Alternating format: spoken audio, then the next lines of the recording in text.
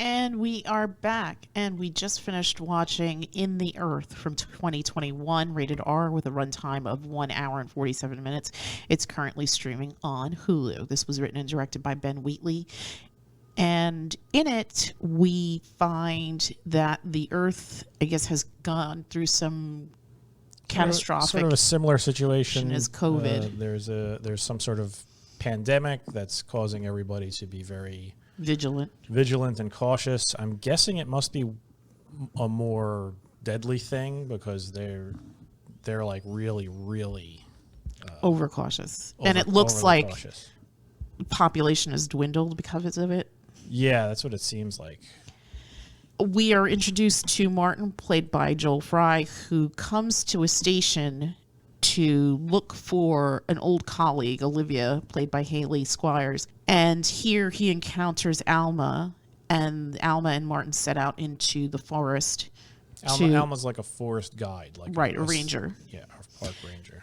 And I guess they're on this mission to find Olivia. Basically find her. Apparently she went out there to do research on this type of ecosystem in this particular forest, where underneath the ground it's sort of like a network where all the trees are connected and everything, and ostensibly that was what her research was. She was studying that. And apparently Martin she was a colleague of his from years past. And they had a relationship. Correspondence, but then I would say, what was it, like 3 months that there was no correspondence with her whatsoever.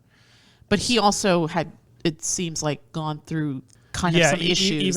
Even before that, she stopped sending him messages, right, which is brought up during the trip by Alma. Right. Then I guess he volunteers to go there to, I guess, find her, check in with her, see what's going on with her research, because he is also a scientist. Right. What did you think? This is a weird movie. Yes, it's a very strange movie. I'm not really sure what we were watching, and I mean that in a good way. Not in respect to the whole thing, but some of the scenes are very trippy. Yes, that's what I meant. There's sequences in this film where you're just really not sure, but throughout the film, there's this sense of dread and tension. And it's just like a nagging little thing in the corner that just something really, really bad is about to happen. And at least that's how I felt throughout this film. The whole film is filmed that way, from the ambience, the ambient sounds, the music. Yeah. Let's be honest, anything that's taking place in the quiet of the woods with people just walking along and what's going on over there? What's that noise? There's a dilapidated tent. What happened here? Oh my God, there's like a child's book all crumpled up. Something bad must have happened. Right. Well, that's the thing, right? Your mind takes you into very dark places, especially since they're living through, I guess, extraordinary times, extraordinarily dark times. And like that's another thing they keep up throughout. Like nobody really wants to get super close to one another. Everybody's keeping their distance. They're getting sprayed with antiseptics.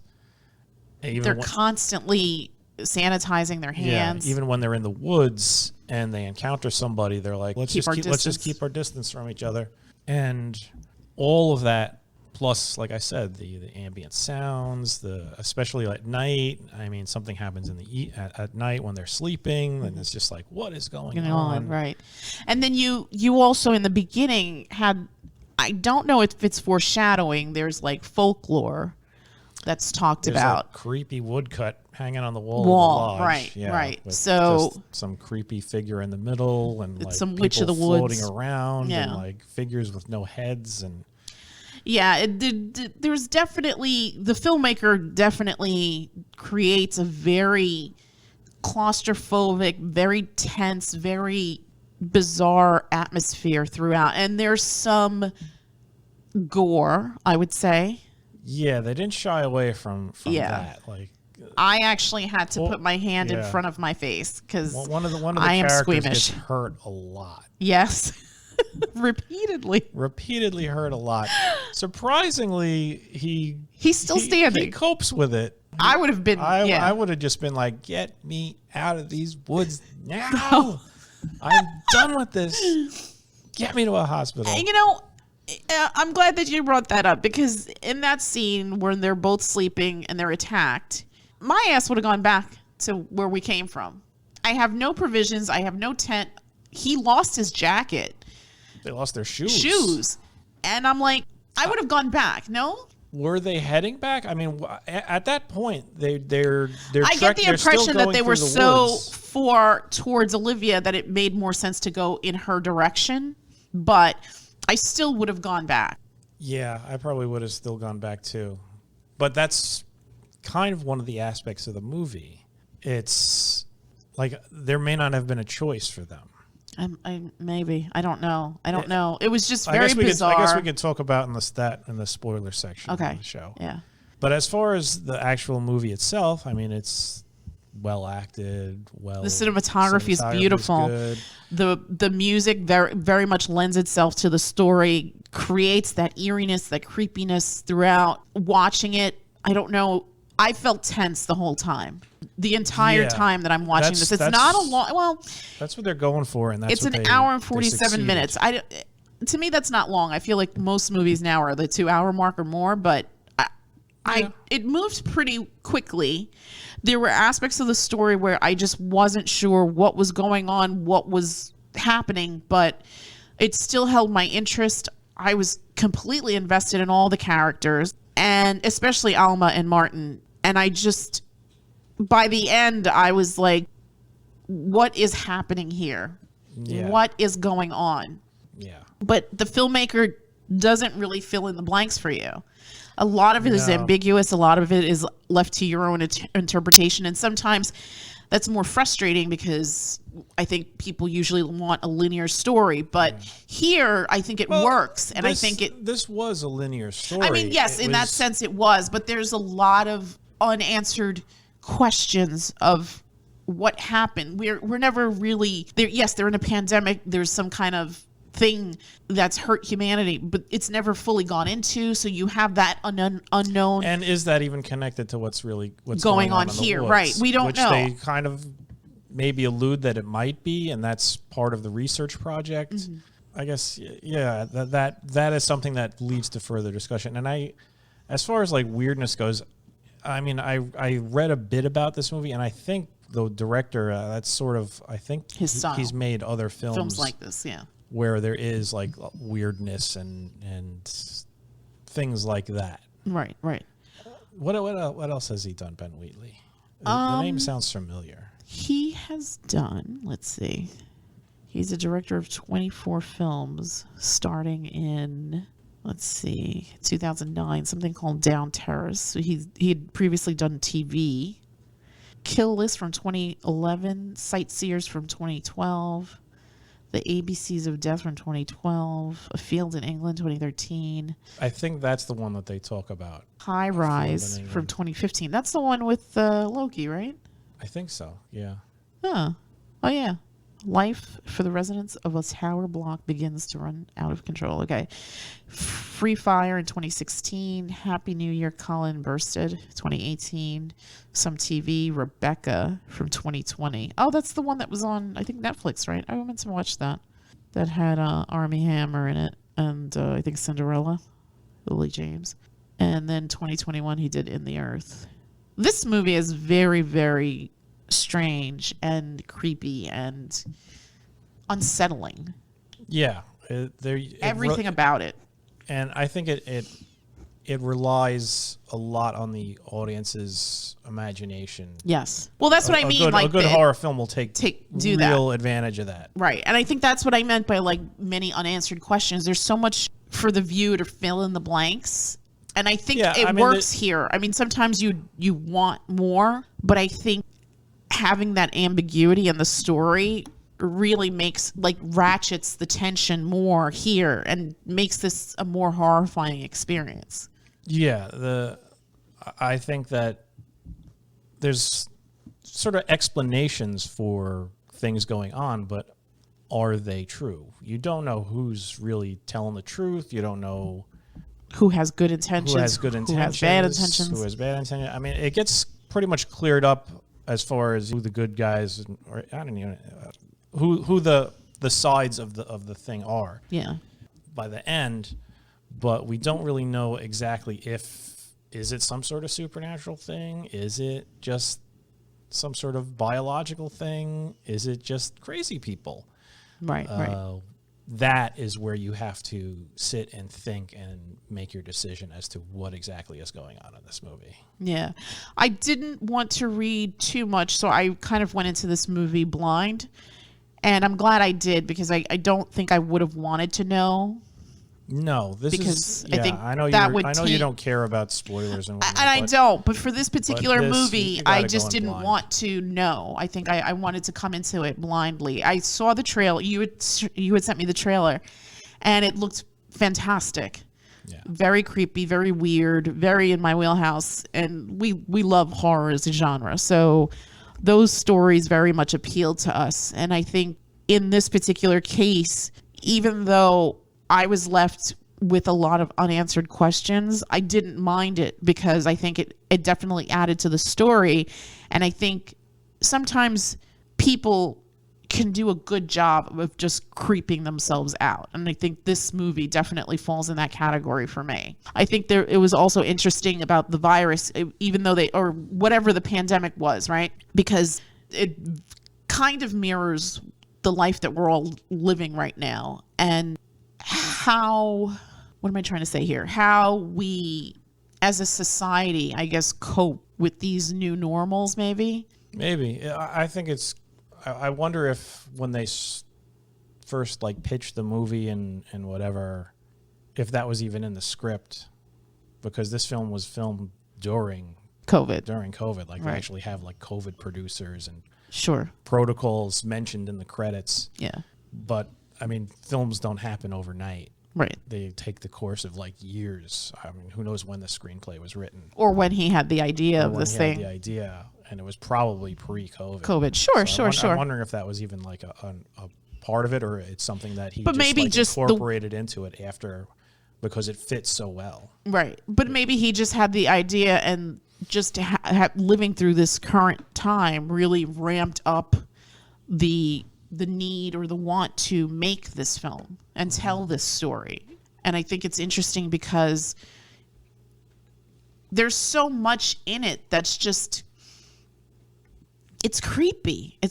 Some of the cinematography, some of the edits, the cuts, the sequencing, it's just very especially creepy. The disorienting parts. Yes. When they want you to feel the disorientation of these characters, you feel it. Yeah. Because there's flashing lights and weird things superimposed over the screen, strange kaleidoscope effects. Yeah. I really liked it. I think it's very well shot. The cinematography I enjoyed. The creepy music and just the characters. There's not too many. I mean, you get introduced to a couple of characters in the beginning. It's pretty much just 4 characters. Yes, it's pretty much just 4 characters. But even in the beginning, the doctor who examines Martin, he says a couple of things that I was a little off-putting. Yeah. And I just was okay, I wonder what that means, and I wonder where this story is going to go. Yeah. So, do you want to give your numbers and then we'll speak to spoilers? Yeah, I would probably give this a 7.5. 7.5. I was thinking a 7. You know what? 7.5. Yeah. It's a little bit better than that. Yeah. I think all the elements combined make this a truly interesting watch or film experience, and just being able to bring your own personal. It makes you wonder. Well, it's one of those films that's going to leave you asking what is actually what has actually happened. Is it the supernatural thing? Is it a natural thing? Is it crazy people? Right. What is it? What do you think it could possibly be? Yeah. And at this point, I don't know. Yeah, I don't know either. I don't know either. Yeah. Maybe it's all 3. Who knows? Yeah. That's left to your imagination. Yeah. And I don't mind that. Some people will be like, no. I don't You want know any of what's this funny? weird I think nonsense. I think some movies don't know how to handle that, but some movies do. I think this one did. I can't think, of course, now that I need to find an example. There are instances where I feel that the ambiguity didn't help the story, but I think here, because of Well, I the think myriad of ways that this could have been, it could have been supernatural, it could have been it could have been scientific, it could have just been people slowly deteriorating because they've been left alone Yeah. for so long. Yeah, like the female scientist said, I haven't spoken to people in 3 months, so Right. I may sound a little weird. Right. But as far as that ambiguity and sometimes when it fails, I think the reason why it fails sometimes is because it was just a crappy script and the person didn't know how to end the story. Possibly. This felt extremely deliberate. Yes, This all of it. was this All was of it. intentional, and you could tell that this was intentional. It wasn't just, oh, I don't really know how to end this, so I'm just going to leave it to the audience. Right. This was absolutely intentional. They want you to be like, What in the I hell think it just was happened? this, and you think it was that, and let's talk about it. Right. Yeah. This is definitely a film that invites conversation. And again, I don't know why the other day I was thinking about, because you and I both went to film school, and the choices of films that are taught in film school. And I feel like it would be lovely in this day and age to teach kids story structure and genre and editing and lighting and all that stuff using newer films. I mean, I don't know. I can't speak to any other film schools. I went to CUNY Hunter, so I can only speak to my own experience. And I felt like there were movies that I really enjoyed watching. Like one of them was Tokyo Story, Ozu's Tokyo Story. And that movie stayed with me to this day. And I just recently resaw it and just fell in love with it all over again. But there are other films where I couldn't stand them. And it's personal preference, but it would be nice if, I mean, as time goes on, yeah, you will be incorporating more modern cinema. I would hope so. I would hope so. Especially new and interesting ideas. I think a big complaint is, oh, everybody's just rebooting and sequels and all this nonsense. But that's because, well, that's all you're really looking for. Mm-hmm. If you really look, there's completely original ideas out absolutely. there. They may not get the big budget behind it because, let's be honest, studios are terrified of And they just losing wanna make money, and they're yeah. just like, you know what, this is a really interesting story, but that sequel's a guaranteed hit, so I'm Right. going to put my money behind the big sequels. Right. You have to look for the interesting small stuff. Yeah. I mean, And this seriously, isn't- who like Hereditary? I can always bring up Hereditary Yeah. because it's probably one of the best films I've seen in recent history. Yeah, agreed. And it's an original idea, Creepy as fuck. creepy as hell, beautifully done, beautifully acted, and it's an original film. And And it stayed with me. If you want to learn something about how well horror can work and the techniques and whatnot, watch that movie. Yeah. Watch that movie. The sound alone. Yeah. Just You could do a whole the thing about it. ambient noises, that strange, almost heartbeat like thumping in the background that you don't really catch the first time. And around. also Oh yeah, the noise we never want to hear again. yeah. Beautifully done. Yeah. This was interesting. Do you think that what do you think the filmmaker was trying to convey here? That we need to go back to nature, that we need to listen to nature, that we're slowly destroying the planet? Do you think there's any of those types of heady topics? You could definitely read all of those things into this script. There's a clear intention of the scientists and The natural. and what they're talking about. I mean, they're in the middle of the woods. They're studying the woods. They're studying an ecosystem in the woods that apparently has some sort of connection to everything. Mm-hmm. So, yeah. And then on top of that, you have, and now humanity is being decimated by some sort of virus. Mm-hmm. Well, where does the virus come from? It's coming from nature. So is nature trying to cull the human race? We're getting a little too big for our britches. Yeah. Possible. Possibly. Maybe that's what they were going. Maybe that's what nature's trying to do. Or maybe it's just about a bunch of people going crazy in the woods. Which is also plausible. Because there's a lot of crazy people who just decide, hey, I'm just going to live in the woods. And after a couple of decades of that, you know what? Eating people sounds like a good idea.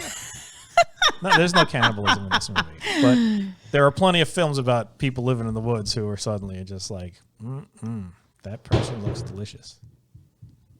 Gee, I hope that wasn't something. I hope that wasn't something expensive. Yeah. What we didn't speak about, what did you think of the Zach character? Zach? Mm-hmm. He was nuts. But besides that. Okay, all right, it's spoilers time.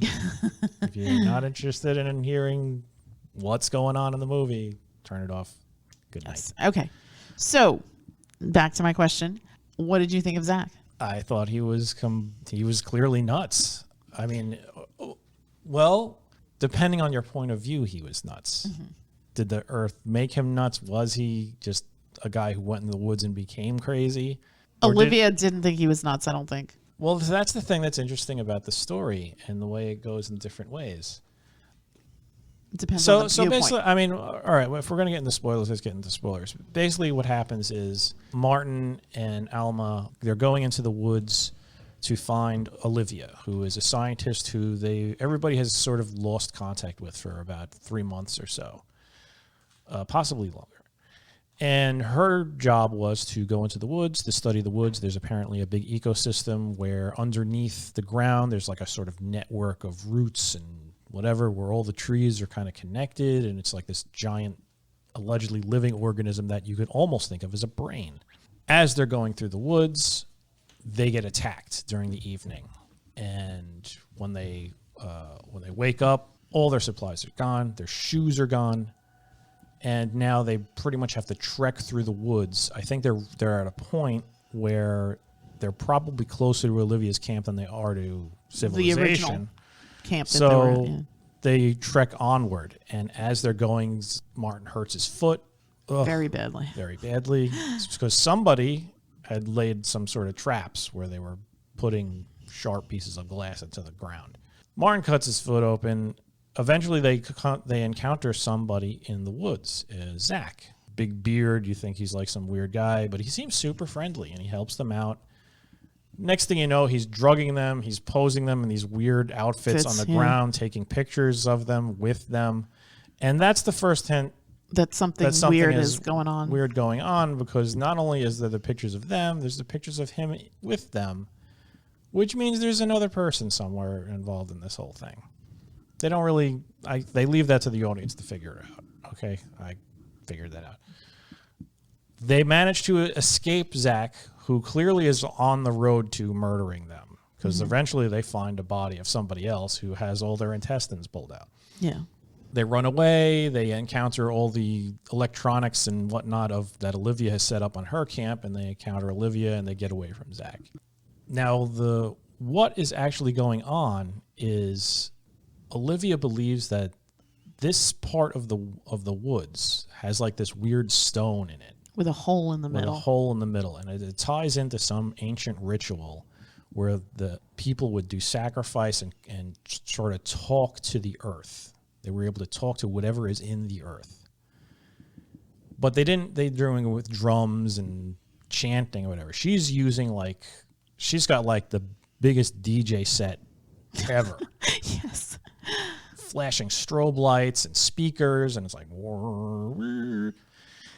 and with this, she believes she can more effectively communicate with whatever is in the earth. Meanwhile, she says that Zach was her ex-husband.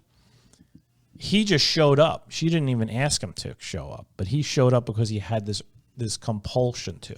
And she thinks that Martin also had this compulsion to show up.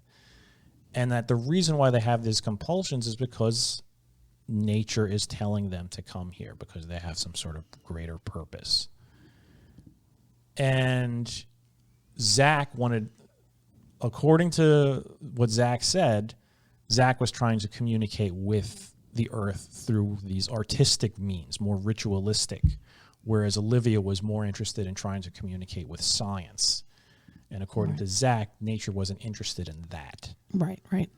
It was more interested in being like humored or paid tribute to by posting all these pictures of people doing these weird rituals. And you think that's what's going on. Lo and behold, they're actually working together to do this thing. And crazy psychedelic madness ensues. It's pretty nuts. Yeah.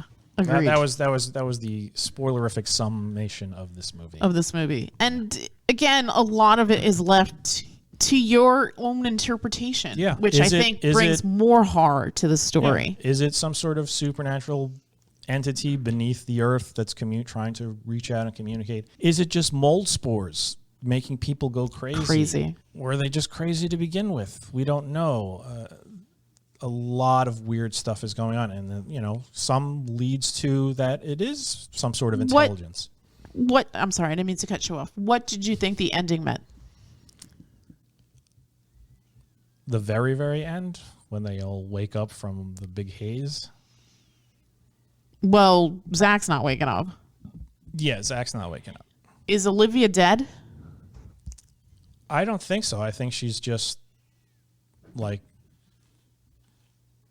According to her, she basically at the end she just says thank you. Right, but I don't think she died from that. I think that was what she wanted. She wanted to have this trippy experience, full communication with whatever she thought was out there. Whatever is in the earth. And then at the end, was that Alma talking to Martin, or was that something else? I don't know. Because Alma was the one who was just like, we got to get the hell out of here. This is all craziness. I don't trust anybody. Right. She's the only one who seemed like she was the sane person. Right, right.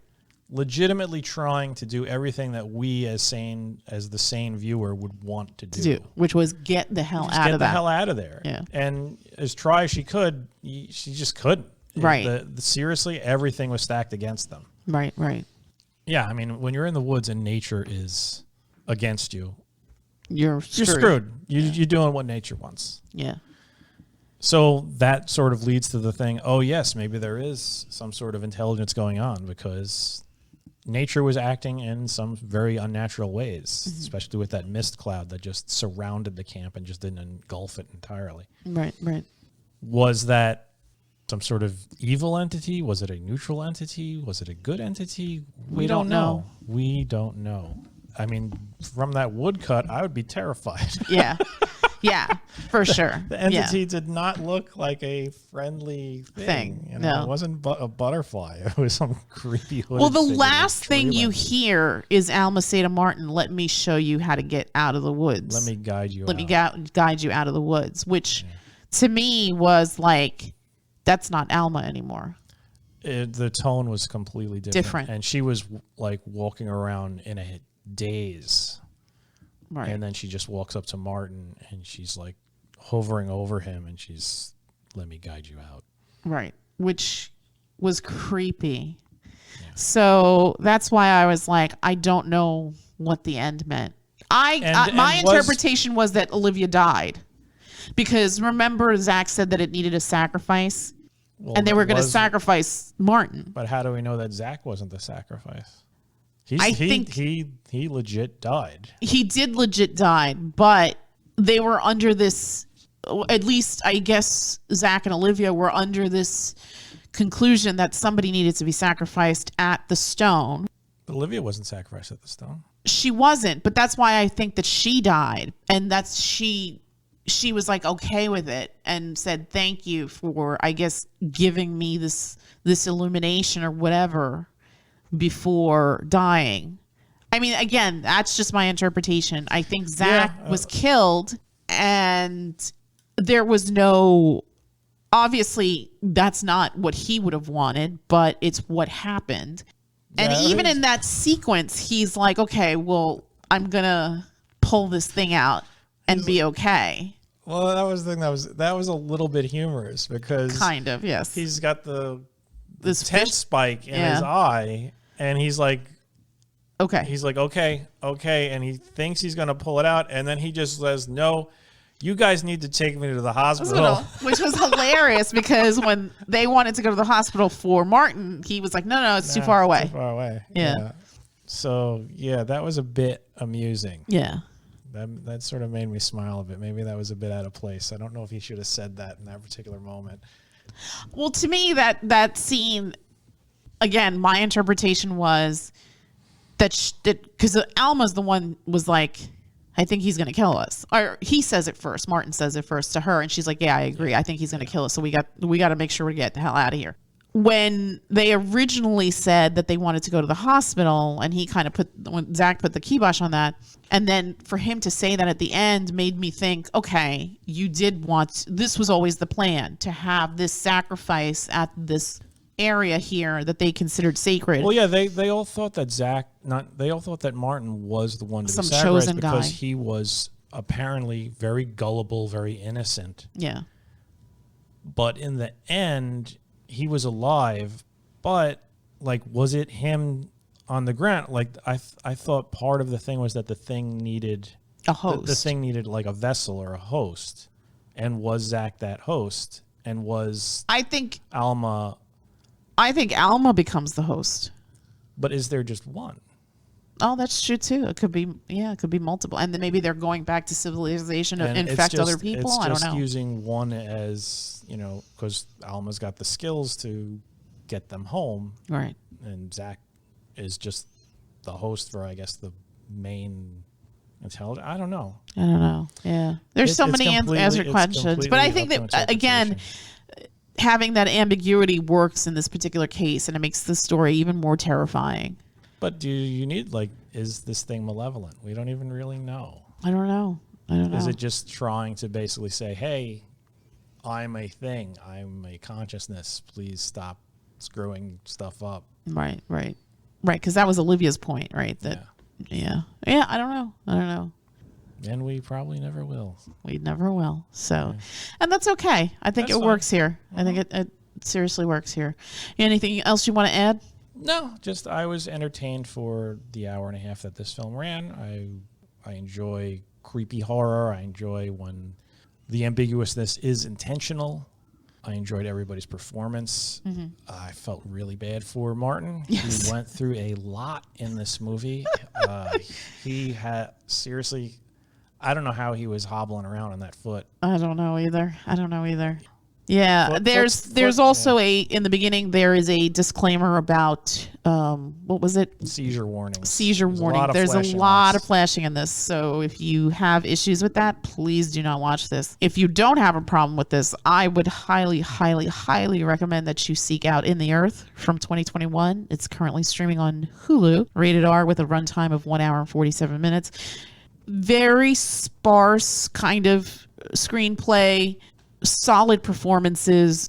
You have the beauty and the terror of nature. There's a bit of gore, excellent performances, fantastic cinematography, good editing, good placement of music and noise and all of that. So I think this ties up together very nicely.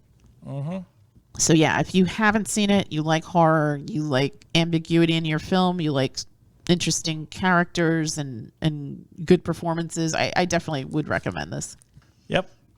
Okay. And that's it from us, and we will bid you all a good night. Okay, good night.